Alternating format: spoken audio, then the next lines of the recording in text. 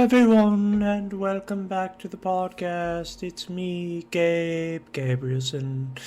I know it's been a while since we've had a podcast with you guys, but I was actually suffering from the virus COVID-19 I actually had it for 7 or 8 months. I was sick with diarrhea, coughing with diarrhea. I had a runny nose. I was having brief heart palpitations. My feet were swollen, my hands were clammy, my hair was falling out. I pretty much had the whole kit and caboodle of symptoms, as you would say.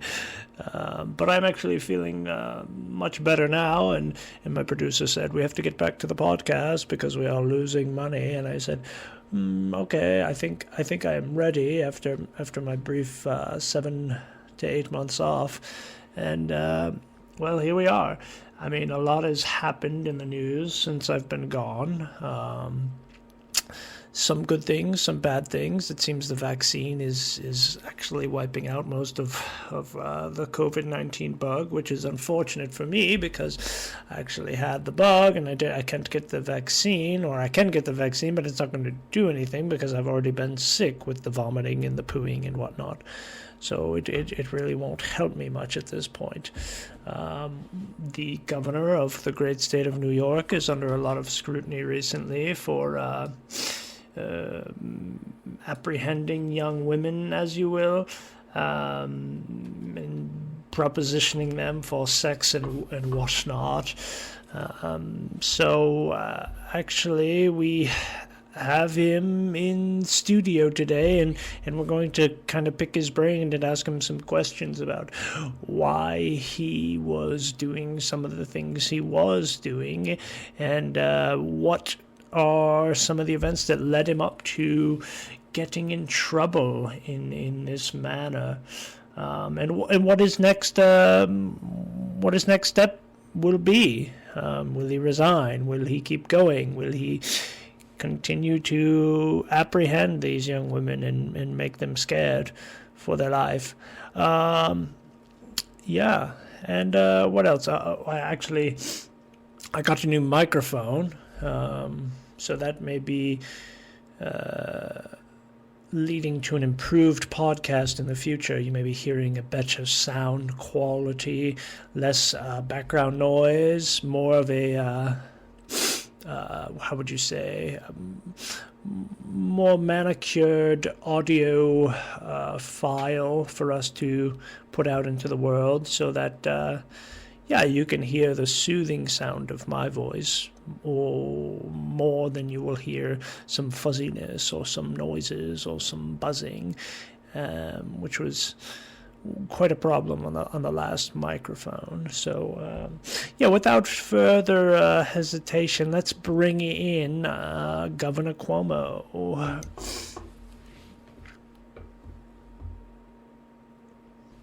My friend, Gabe Gabrielson, how are you? Yes, I'm good. I'm quite good. Now, it appears that you've had a lot of exposure lately in the news, and you're in what appears to be quite a bit of trouble. Could you maybe just explain how you've been dealing with this whole scandal recently? Okay, Gabe. I will explain. And if you want me to go into great detail about why I was doing some of the things that I was doing, then we'll first have to go back to 1996, when I first found out that I was a handsome and successful man. I just had gotten off the campaign for running for a position in which I was going to have a lot of power. Now, what that meant for me was that I would be going into a office space where lots of young women, mostly attractive women, would be probably, more than likely, lining up to have sex with me. Now, does that mean I had sex with all of them? Absolutely not. Would I have had sex with all of them? Probably. But I didn't. Therefore, why should I be punished for having a healthy sex drive? I'm a single man, and I just want to know, what do these people want from me? Yes, actually, Cuomo, it's funny you say that. What do they want? What do they want? Would like to maybe ask you a couple of questions about why you picked some of the women that you did to possibly prey upon or push yourself upon in a way that you did. No, absolutely wrong. Yes. The phrasing that you are using is mostly damaging. You are... Oh, excuse me. I actually had a rather large Italian grinder for lunch. I did not prey upon these women, as you say. Most of them, if not all of them, were extreme hussies, if you will.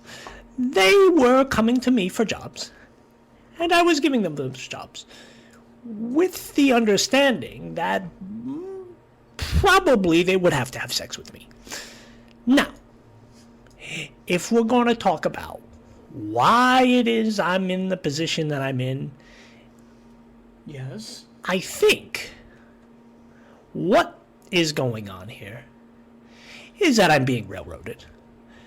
I think what people want from me is to resign so that they could take the power of governor away from me. Now, sure, I may have apprehended some of the younger women in my office, asking them if they would like to have sex with me. And if they didn't want to have sex with me, which I don't possibly know why they wouldn't, I would leave well enough alone. But if they showed the slightest of interest, Yes. I would pull my pecker out Oh, and expose it to them, Jesus. hoping that they would perform duties on the gubernatorial body that I am. Now, if you would like to chastise me for some of these actions, I don't think you quite know where I'm coming from. Maybe I do. I am a single man, and I'm an older man, and I have some certain needs that need to be met. This is all fascinating, Mr. Cuomo, but you're failing to touch on some of the more important issues at stake here. No, I'm not. How do you think it affects some of these women that you're using your power as governor to extort them and maybe press them for sexual favors because of the position I think they love that it. you are in and the power that you hold think they over love it. them? I don't think you're quite getting the point. If the governor of New York, the most powerful state in the most powerful country in the world, is somewhat horny and looking for promiscuous activity, then I feel it is the people's duty to fulfill those needs and not extort him. Do you get what I'm saying? I think I'm being played like a fiddle. Now, Mr. Cuomo, I mean, you claim to be getting railroaded here, but it appears that you're not quite coming to terms with some of your actions and some of the things that you have have done, and I don't know if that's quite the healthy attitude you would like to maybe portray as a leader in this state or in this country or in this world. I mean, it appears that you're kind of putting this off and treating it as if it is all made up and all nonsense. Am I getting that correct? I don't know why you are getting that impression. People in politics have been after me for years. And furthermore, they have been trying to manipulate the voters of the state of New York into voting for someone who is maybe more in line with duties that qualify the overwhelming majority of the press and or extra political bodies that personify the nation in a way that is maybe not what we think it is. Now, if I'm going to keep being governor, what I'm going to need out of these women is to basically shut their mouths and follow suit. I cannot have someone working for me with breasts and or vaginas not giving me what I need when I need it. Now, what I'm going to say is, if I had offended or maybe scared some of these women into thinking that I am a predator, I would like to say that is absolutely false. I am not a predator. I am the governor. And the governor cannot be a predator because he governs. If you want to see me, I will be in my mansion. And any one of these women who have made any one of these allegations could come see me and apologize in person by themselves, wearing something cute. Okay. Because I'll be there. And I'll accept their apology. Yes, I bet you will. And maybe we could drink some wine, and we could talk about politics, and we could talk about what's on Netflix, and we could watch a movie or something. This is going.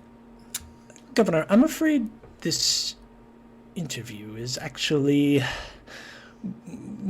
getting a little out of hand. Therefore, I'm going to... we're going to have to actually cut this one short. Where's that music? Actually, where is that music coming from? I hate to say it, but you're digging yourself into a bigger hole, and it's actually quite frightening for some of the listeners. And we will maybe continue this in the future when Gabe, you do are, not hang up on me. How do I say? Gabe, do not hang up on me. You have more clarity on the situation. I have no it friends. Seems right now Gabe. that maybe the best thing for you to do would just be Gabe! cut off and hibernate for a while, if you will. Okay, so that is all. Until next time, everyone. Farewell. Thank you.